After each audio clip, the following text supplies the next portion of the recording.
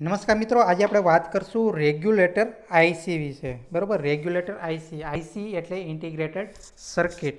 જોઈએ regulator IC કોને કહેવાય, એનો ઉપયોગ ક્યાં થાય, એનું કન્સ્ટ્રક્શન કેવું હોય.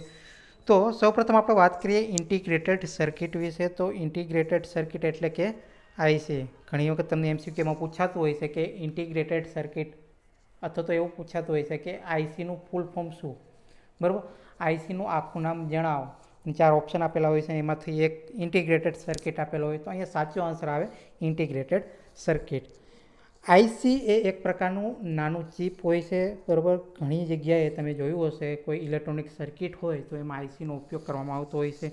ત્યાર પછી આપણે વાત કરીએ કે આઈસીનો બીજે ક્યાં યુઝ થાય, તો કે ઓસિલેટર છે, timer, computer memory, voltage regulator. તો આ બધી જગ્યાએ આઈસીનો ઉપયોગ થતો હોય છે. ઇલેક્ટ્રોનિક કમ્પોનન્ટ જેવા કે રજિસ્ટર, ટ્રાન્ઝિસ્ટર, ડાયોડ, આ બધા જે ઇલેક્ટ્રોનિક કમ્પોનન્ટ છે, બરાબર, electronic component, register, capacitor, diode, transistor, આ બધાને ઇન્ટરનલી કનેક્ટ કરીને આઈસી બનાવવામાં આવતી હોય છે. બરાબર, આ બાજુમાં તમે જોઈ શકો છો આ ટાઈપનો એનો 3 ટર્મિનલ સિમ્બોલ અહીં તમને જોવા મળે છે. થ્રી ટર્મિનલ એટલે કે ઇનપુટ, ગ્રાઉન્ડ અને આઉટ એટલે કે આઉટપુટ. ઇનપુટ અને ગ્રાઉન્ડની વચ્ચે પાવર સપ્લાય, રેક્ટિફાયર અને ફિલ્ટર અહીંયા દર્શાવવામાં આવેલું છે. બરાબર, પાવર સપ્લાય 230 વોલ્ટ અહીંયા જનરલી હોય છે આપણે. બરાબર, 230 વોલ્ટ એસી પ્લસ રેક્ટિફાયરનો ઉપયોગ શા માટે કરવામાં આવે, તો કે આઉટપુટમાં આપણે ડીસી વોલ્ટેજ જોઈએ. બરાબર, તો રેક્ટિફાયરનો ઉપયોગ એટલા માટે કરવામાં આવે કે ઇનપુટનું એ ઇનપુટ એસી છે એનું ડીસીમાં કન્વર્ટ કરે છે. ઇનપુટ એસીનું ડીસીમાં કન્વર્ટ કરે છે. પ્લસ ફિલ્ટરનો ઉપયોગ કરવામાં આવે છે. અને આઉટપુટમાં તમે જોઈ શકો છો કે લોડ છે એ લોડને આઉટપુટ અને ગ્રાઉન્ડની વચ્ચે કનેક્ટ કરવામાં આવતું હોય છે. તો આવી રીતે ઇન્ટિગ્રેટેડ સર્કિટ હોય છે. ત્યાર પછી આપણે વાત કરીએ કે આ જે ઇન્ટિગ્રેટેડ સર્કિટ છે એનો સિમ્બોલ કેવો હોય છે. તો તમે અહીં જોઈ શકો છો આકૃતિમાં. આ જે છે એ સિમ્બોલ હોય છે, ઘણી વખત એક્ઝામમાં પૂછાતો હોય છે કે આઈસીનો સિમ્બોલ કેવો હોય. તો ખાસ યાદ રાખજો કે આ તમારા માટે મોસ્ટ આઈએમપી છે. બરાબર, મોસ્ટ આઈએમપી છે આ તમારા માટે સિમ્બોલ, કે આઈસીનો સિમ્બોલ કેવો હોય છે. ત્યાર પછી આપણે વાત કરીએ સર્કિટ ડાયાગ્રામની. તો આ સર્કિટ ડાયાગ્રામ થશે તમારો. બરાબર, સર્કિટ ડાયાગ્રામ તમે આપણે આગળ વાત કરી કે કેપેસિટર, ડાયોડ, ટ્રાન્ઝિસ્ટર, રજિસ્ટર, એ બધાને ઇન્ટરનલી કનેક્ટેડ કરીને આઈસી બનાવવામાં આવતી હોય છે. જેવી એની એપ્લિકેશન, બરાબર, જે રિક્વાયરમેન્ટ હોય એપ્લિકેશનની, એ રિક્વાયરમેન્ટ પ્રમાણે અલગ અલગ ઇલેક્ટ્રોનિક કમ્પોનેન્ટને એકસાથે કનેક્ટ કરીને આઈસી બનાવવામાં આવતી હોય છે. અને આઈસીનો મેઇન યુઝ ઇલેક્ટ્રોનિક સર્કિટમાં થતો હોય છે. અને આનો જે મેઇન બેનિફિટ એ છે કે ખૂબ જ ઓછી જગ્યામાં તમે વધારે કમ્પોનેન્ટને ભેગા કરીને કનેક્ટ કરીને તમારી જે પર્ટિક્યુલર એપ્લિકેશન છે એની માટે તમે એને યુઝ કરી શકો. ત્યાર પછી આપણે વાત કરીએ કે આઈસી બહારથી કેવી દેખાય. તો તમે જોઈ શકો છો કે આ જે છે બહારનો લુક છે. અહીંયા તમે 1 2 3 4 5 જે છે એ અલગ અલગ ટર્મિનલ છે. એ ટર્મિનલને જે એનું એક કેસ લગાવેલું હોય છે, કેસમાં તમે એને ફિટ કરી શકો છો. બરાબર, ને અહીં ઉપર રેટિંગ આપેલું હોય છે 7808 ને. બરાબર, જે પ્રકારની તમારી આઈસી હોય એનું એ રેટિંગ આપેલું હોય છે, નંબર આપેલા હોય છે, જે આપણે આગળ જોઈશું. બરાબર, હવે આપણે વાત કરીએ કે વોલ્ટેજ રેગ્યુલેટર આઈસી છે એના પ્રકાર વિશે. આપણે આગળ જોયું હતું કે આઈસીનો ઉપયોગ વોલ્ટેજ રેગ્યુલેટર તરીકે પણ થાય છે. બરાબર, તો જે વોલ્ટેજ રેગ્યુલેટર આઈસી છે એના અલગ અલગ કેટલા પ્રકાર છે. તો અહીંયા 4 પ્રકાર તમને જોવા મળશે. બરાબર, એ 4 પ્રકાર વિશે આપણે વાત કરશું. ક્યાં ક્યાં 4 પ્રકાર છે, તો કે ફિક્સ પોઝિટિવ, ક્યાં 4 પ્રકાર છે, તો કે fix positive voltage regulator, fix negative voltage regulator, adjustable voltage regulator અને ડ્યુઅલ ટ્રેકિંગ વોલ્ટેજ રેગ્યુલેટર. આ 4 ટાઈપની વોલ્ટેજ રેગ્યુલેટર આઈસી જોવા મળે છે. હવે 1 બાય 1 આપણે જોઈશું કે પોઝિટિવ, જે ફિક્સ પોઝિટિવ વોલ્ટેજ રેગ્યુલેટર છે એ કોને કહેવાય, એનું કન્સ્ટ્રક્શન કેવું હોય, બરાબર, ક્યાં યુઝ થાય. તો સૌપ્રથમ વાત કરીએ કે આ જે ફિક્સ વોલ્ટેજ રેગ્યુલેટર છે, તમે બાજુમાં આકૃતિમાં જોઈ શકો છો કે આ જે આઈસી છે, કઈ આઈસી છે, 7812. બરાબર, 7812ના જે લાસ્ટ 2 ડિજિટ છે, બરાબર, લાસ્ટ 2 ડિજિટ છે એ શું દર્શાવે છે, આઉટપુટ વોલ્ટેજ. શું દર્શાવે, આઉટપુટ વોલ્ટેજ. અહીં જોઈ શકો છો આઉટપુટ વોલ્ટેજ કેટલા છે, 12 વોલ્ટ, કેમ કે લાસ્ટ 2 ડિજિટ કેટલા છે, 12. બરાબર, હવે આગળના જે 78 છે એ શું દર્શાવે, તો કે પોઝિટિવ. ખાસ યાદ રાખજો, આ 70નો મતલબ છે પોઝિટિવ અને જે લાસ્ટ 2 ડિજિટ છે એનો મતલબ છે આઉટપુટ વોલ્ટેજ. તો આઉટપુટ વોલ્ટેજ આપણને કેટલા મળશે અહીંયા? +12 વોલ્ટ. ઓકે, કેટલા મળશે? તો કે +12 વોલ્ટ. બીજી વસ્તુ અહીંયા કે તમે જોઈ શકો છો કે ઇનપુટ સાઇડ અહીંયા એક C1 યુઝ કરવામાં આવ્યો છે, આઉટપુટ સાઇડ એક C2 યુઝ કરવામાં આવ્યો છે. C1 એટલે કે કેપેસિટર 1 અને અહીંયા C2 એટલે કે કેપેસિટર 2. તો ઇનપુટ સાઇડ જે કેપેસિટર 1 લગાવેલો છે તો એનો યુઝ શું? તો એ બિનજરૂરી જે ઓસિલેશન છે એ બિનજરૂરી ઓસિલેશનને રોકવા માટે C1નો ઉપયોગ કરવામાં આવે છે. એવી જ રીતે આઉટપુટ સાઇડ જે C2 છે એનો ઉપયોગ લાઇન ફિલ્ટર તરીકે થાય છે, બરાબર. એટલે કે આઉટપુટમાં જે ડીસી સિગ્નલ હશે, બરાબર, એમાં લાઇન ફિલ્ટર તરીકે છે એ C2 એટલે કે કેપેસિટર 2નો ત્યાં ઉપયોગ થશે, બરાબર. બીજી આપણે વાત કરીએ કે આના જેવી જે બીજી આઈસી હોય, બરાબર, તો એના રેટિંગ પ્રમાણે કેટલો આઉટપુટ વોલ્ટેજ હશે. તો અહીંયા તમે જોઈ શકો છો કે 7805, બરાબર. તો આગળ આપણે વાત કરીએ 78 એટલે પોઝિટિવ થશે, બરાબર, અને 05 એટલે કે લાસ્ટ 2 ડિજિટ એ તમારો જે આઉટપુટ વોલ્ટેજ થશે. તો અહીંયા આઉટપુટ વોલ્ટેજ થશે 05 વોલ્ટ, બરાબર. એવી રીતે 7808નો થશે +8 વોલ્ટ, 7812નો થશે +12 વોલ્ટ, 7818નો થશે +18 વોલ્ટ, બરાબર. ઘણી વખત તમને MCQમાં પૂછાય કે 7806 આઈસીનો આઉટપુટ વોલ્ટેજ કેટલો હશે? તો કેટલો આવે? +16 વોલ્ટ. અહીંયા પ્લસ છે, બરાબર, +6 વોલ્ટ, બરાબર. એવી જ રીતે 7809નો થશે +9 વોલ્ટ, 7815નો થશે +15 વોલ્ટ, 7824નો થશે +24 વોલ્ટ, બરાબર. તો ઘણી વખત MCQમાં આવતું હોય છે, તમને કોઈ આઈસી આપી હોય, એનો નંબર આપેલો હોય, એમને પૂછે કે આનો આઉટપુટ વોલ્ટેજ કેટલો થાય, તો તમને આવડવું જોઈએ. ત્યાર પછી આપણે વાત કરશું કે આગળ જે આપણે જોયું કે 7805 જે આઈસી હતી, બરાબર, એ અહીંયા દર્શાવવામાં આવેલી છે 7805, બરાબર. ઇનપુટ સાઇડ તમે જોઈ શકો છો કે એક રેક્ટિફાયર છે, ટ્રાન્સફોર્મર છે અને કેપેસિટર છે, બરાબર. તો આનો ઉપયોગ શું? તો તમે જોઈ શકો છો કે અહીંયા ઇનપુટમાં કેટલા વોલ્ટેજ આપેલા છે? 230 વોલ્ટ સિંગલ ફેઝ, બરાબર. હવે મારે આઉટપુટમાં ડીસી વોલ્ટેજ જોતા હોય, બરાબર, એ પણ કેટલા? 5 વોલ્ટ.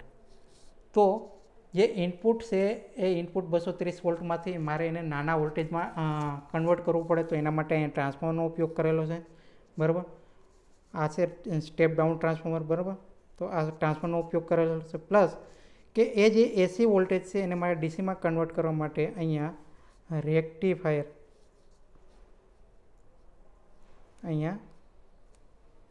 રેક્ટિફાયરનો ઉપયોગ કરેલો છે, બરાબર. આ છે રેક્ટિફાયર છે, બ્રિજ ટાઈપનું રેક્ટિફાયર છે. તો તમને ખ્યાલ હોવો જોઈએ કે ટ્રાન્સફોર્મર પછી જે રેક્ટિફાયર છે એનો ઉપયોગ શું સર્કિટમાં, બરાબર. ગોખવાની કોઈ વસ્તુ નથી, થોડુંક સમજશો તમને બધું આવડી જશે. ત્યાર પછી આપણે આ જેવી રીતે આગળ વાત કરીએ તો C1નો ઉપયોગ શું થાય? તો કે જે બિનજરૂરી ઓસિલેશન છે એને રોકવા માટે C1નો ઉપયોગ થશે. એવી જ રીતે C2નો ઉપયોગ થશે કે લાઇન ફિલ્ટર તરીકે, બરાબર. તો આ વાત થઈ ગઈ જે fixed positive type voltage regulator IC હતી એની. હવે આપણે વાત કરશું fixed negative type voltage regulator આઈસીનો, બરાબર. ફિક્સ્ડ નેગેટિવ ટાઈપ વોલ્ટેજ જે વોલ્ટેજ રેગ્યુલેટર આઈસી છે એની આપણે વાત કરશું. થોડીક ઇમેજ છે બ્લર છે, હું અહીંયા ઉપર લખી દઉં છું. અહીંયા 7905 ટાઈપની આઈસીનો ઉપયોગ કરવામાં આવ્યો છે. બાકી બધી જ જે પ્રોસિજર છે એ જે આપણે fixed positive voltage regulator IC હતી એના જેવી જ છે, બરાબર. ખાલી આઈસી છે, આઈસી એ ચેન્જ થશે અહીંયા 7905, બરાબર. 79 આવે એટલે માઇનસ, બરાબર, અને 05 એ આઉટપુટ વોલ્ટેજ થશે. તો 05 વોલ્ટ થશે તમારો આઉટપુટ, બરાબર. અહીંયા કેવું થશે આઉટપુટ વોલ્ટેજ? -05 વોલ્ટ ડીસી, બરાબર. અહીંયા તમે જોઈ શકો લાસ્ટ 2 ડિજિટ છે, લાસ્ટ 2 ડિજિટ છે, બરાબર. એ આઉટપુટ ડીસી આઉટપુટ વોલ્ટેજ દર્શાવશે. બાકી સેમ જે C1 હતું આગળ આપણે જોયું કે C1 છે એ બિનજરૂરી ઓસિલેશનને રોકવા માટે યુઝ થાય છે. C2 છે એ લાઇન ફિલ્ટર તરીકે યુઝ થાય છે. તો સેમ પ્રોસિજર છે જેવી રીતે ફિક્સ્ડ પોઝિટિવ વોલ્ટેજ આઈસીમાં જોયું એ જ રીતે અહીંયા ફિક્સ્ડ નેગેટિવ વોલ્ટેજ રેગ્યુલેટર આઈસીમાં જોવા મળશે. ઓકે, હવે અહીંયા એક લિસ્ટ આપેલું છે અલગ અલગ આઈસીનું. તો એનું આઉટપુટ વોલ્ટેજ કેટલું થશે? તો અહીંયા પેલું છે 7905, બરાબર. 79 એટલે નેગેટિવ અને 05 એટલે 5 વોલ્ટ ડીસી. ઓકે, તો 7905નું આઉટપુટ થશે -5 વોલ્ટ. 7902નું 7905.2નું થશે -5.2. એવી જ રીતે 7906 -06, 7908 અહીંયા થોડીક પ્રિન્ટિંગ મિસ્ટેક છે, 9 નહીં આવે, 8 આવશે, -8 વોલ્ટ, બરાબર. 7912 -12, 7915 -15, એવી જ રીતે 7924 -24. ઓકે, હવે ખૂબ જ અગત્યનો ટોપિક આવે છે adjustable voltage regulator. Okay, adjustable voltage regulator IC છે, બરાબર. તમે આકૃતિમાં જોઈ શકો છો અહીંયા LM317, બરાબર. આ નામની આઈસી યુઝ થાય છે, LM317. જે એડજસ્ટેબલ વોલ્ટેજ રેગ્યુલેટર આઈસી છે એમાં LM317 એ ખૂબ જ પોપ્યુલર એટલે કે ખૂબ જ પ્રચલિત આઈસી છે. તો ઘણી વખત તમને MCQમાં પૂછાય કે LM317 એ કયા ટાઈપની આઈસી છે? તો એનો આન્સર આવે એડજસ્ટેબલ વોલ્ટેજ રેગ્યુલેટર, બરાબર. તમે એનું કન્સ્ટ્રક્શન જુઓ તો ખ્યાલ આવશે કે ઇનપુટમાં આપણે એક સિગ્નલ આપીએ છીએ, ઇનપુટ આપીએ છીએ અને આઉટપુટ વોલ્ટેજ તમને અહીં જોવા મળે છે, બરાબર. ત્યાર પછી આપણે વાત કરીએ કે એનો જે આઉટપુટ વોલ્ટેજ છે એ આઉટપુટ વોલ્ટેજ જે ચોક્કસ બે લિમિટ છે એમની વચ્ચે એડજસ્ટ કરે છે. એટલે માની લો કે ઘણી વખત 0 થી 12 હોય તો એમની વચ્ચે એડજસ્ટ કરતો હોય, 0 થી 30 હોય તો એમની વચ્ચે એડજસ્ટ કરતો હોય. એટલે કોઈ ચોક્કસ બે લિમિટ, બરાબર. તો ચોક્કસ બે લિમિટ કઈ થઈ ગઈ? તો 0 અને 12 તો એમની વચ્ચે એ એડજસ્ટ થતો હોય છે. 0 અને 30 તો એમની વચ્ચે એડજસ્ટ થતો હોય છે, બરાબર. તો ખાસ યાદ રાખજો કે જે એડજસ્ટેબલ વોલ્ટેજ રેગ્યુલેટર આઈસી છે એનો જે આઉટપુટ છે એ ચોક્કસ બે લિમિટની વચ્ચે એડજસ્ટ થતો હોય છે. ત્યાર પછી એમાં 3 ટર્મિનલ જોવા મળતા હોય છે. ઇન એટલે ઇનપુટ, બરાબર, આઉટપુટ અને એડજસ્ટેબલ ટર્મિનલ. ઇનપુટ, આઉટપુટ અને એડજસ્ટેબલ ટર્મિનલ, 3 ટર્મિનલ આમાં જોવા મળતા હોય છે. પ્લસ કે આ જે R2 છે, બરાબર, આ R2 વેરિયેબલ છે, એ R2 દ્વારા વોલ્ટેજ ડિવાઈડરનો જે વોલ્ટેજ ડિવાઈડર રૂલ્સ છે એનો ઉપયોગ કરીને આ આઉટપુટ છે એને એડજસ્ટ કરવામાં આવતું હોય છે. આઉટપુટ છે એને એડજસ્ટ કરવામાં આવતું હોય છે. કઈ મેથડથી? તો કે વોલ્ટેજ ડિવાઈડર મેથડનો ઉપયોગ કરીને આ આઉટપુટને એડજસ્ટ કરવામાં આવે છે. ઓકે, તો આ હતું adjustable voltage regulator IC.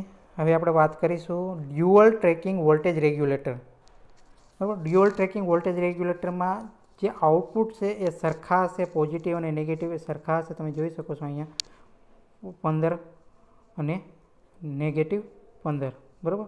Positive 15 અને નેગેટિવ 15, જે બે સરખા છે 15, બરાબર, પોઝિટિવ અને નેગેટિવમાં.